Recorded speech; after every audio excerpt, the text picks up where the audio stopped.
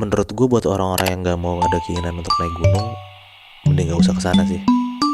Karena dari yang gue tahu, kalau orang habis naik gunung, mereka bilang pasti mereka buat cerita baru. Tapi gak jarang, cerita baru itu adalah cerita mistis.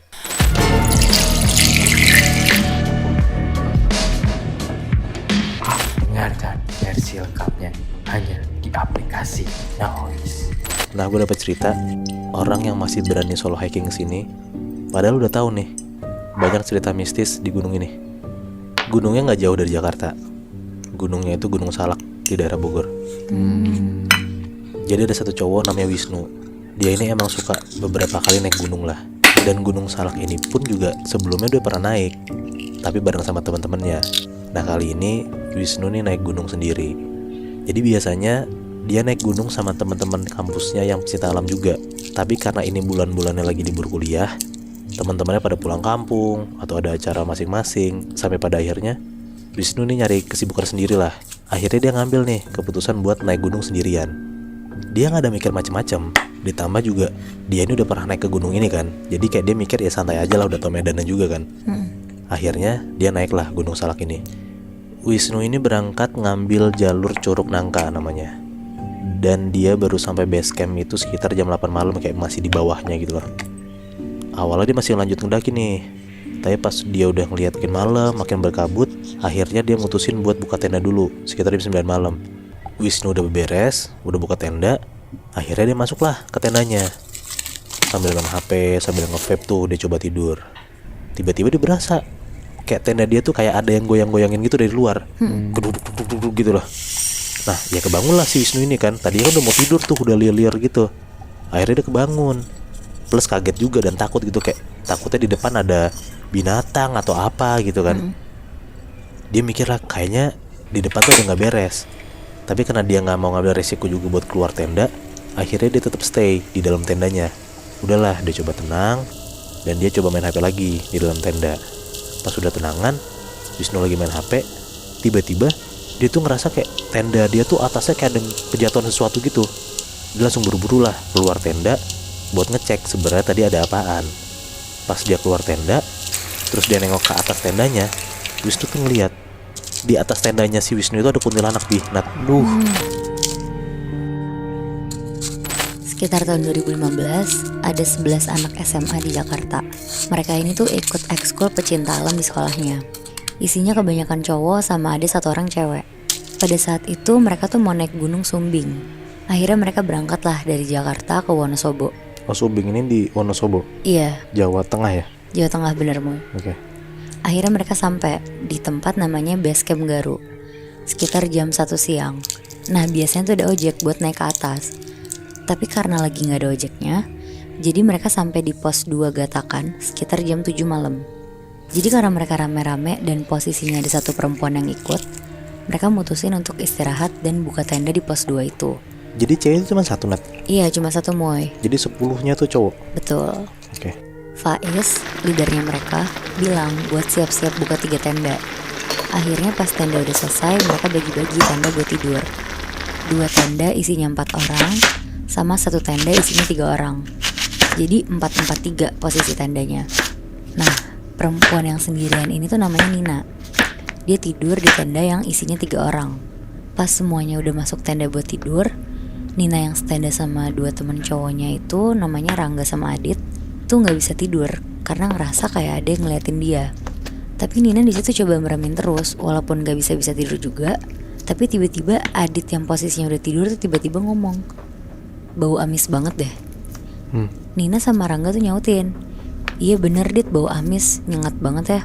Karena mereka ngobrol sambil merem, akhirnya meleklah satu-satu, dari Adit, Rangga, terus Nina.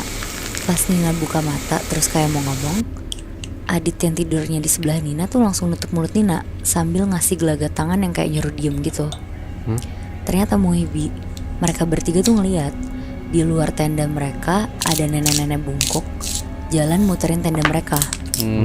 Di situ mereka takut, tapi Adit bisikin ke mereka berdua buat merem aja sampai ketiduran. Karena kalau mereka bersuara, takutnya nenek ini ganggu kan. Nah paginya Adit ngomong ke Nina buat jangan ceritain apa yang mereka lihat semalam. Dia nyuruh di-keep dulu aja ceritanya sampai mereka turun gunung itu. Ingat gak cerita gunung yang terakhir kali gue ceritain? Kita cerita di bulan Oktober kemarin. Ya kalau lo lupa, lo bisa dengerin lagi sih obrolan kita kemarin. Tapi intinya di cerita gue itu ada 4 orang pendaki yang mereka tuh kepisah dari regu mereka. Dan 4 orang ini namanya Agas, umurnya 20-an tahun, Panova, udah bapak-bapak, Ya. terus ada Mas Burhan, dan Ranger Galih. Nah mereka tuh ngalamin beberapa kejadian mistis yang serem banget waktu mereka lagi ngedaki gunung pada malam hari itu. Yang mana akhirnya mereka bisa sampai di puncak gunung dengan selamat, untungnya. Tapi Natmoy, ternyata kisah mereka tuh nggak selesai di situ aja. Bahkan kejadian mistisnya tuh berlanjut sampai Agas bisa sampai di base camp di bawah kaki gunung. Jadi setelah sampai puncak Gunung Prau, akhirnya Agas ini istirahat dan dia bangun sekitar jam 10-an pagi. Di situ kondisinya Mas Burhan tuh udah beres-beres barang-barangnya dia.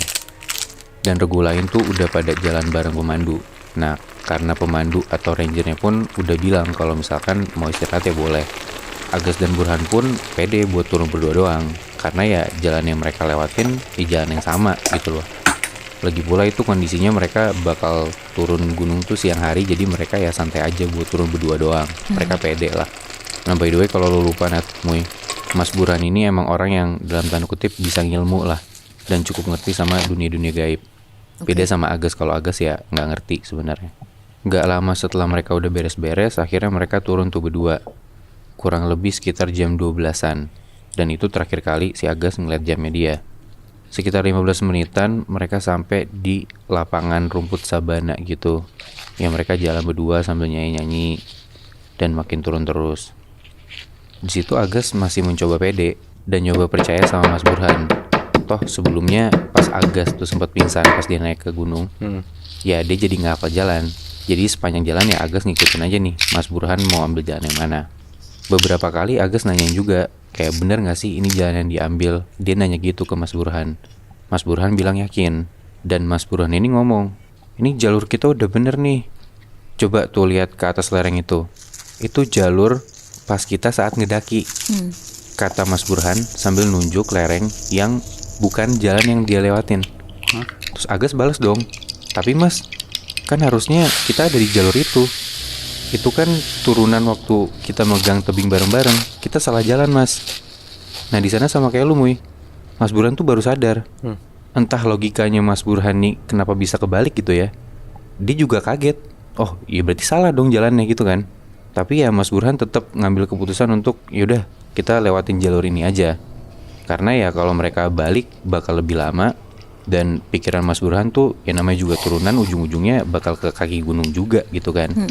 Tapi entah mereka turunnya di mana ya nggak tahu. Tapi yang penting pasti sampai bawah juga gitu kan.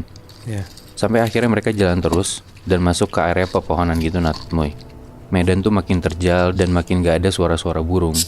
Yang tadinya tuh langit cerah banget, itu berubah jadi mendung, bener-bener gelap kayak udah maghrib. Dan gak ada orang sama sekali, sepi banget Natmoy. Cuma mereka berdua doang berarti. Cuma mereka berdua doang. Mereka masih coba buat jalan terus lanjut. Dan tiba-tiba jauh di depan mereka tuh ngelihat ada satu orang pendaki. Posturnya kayak laki-laki. Mereka kejarlah si laki-laki ini.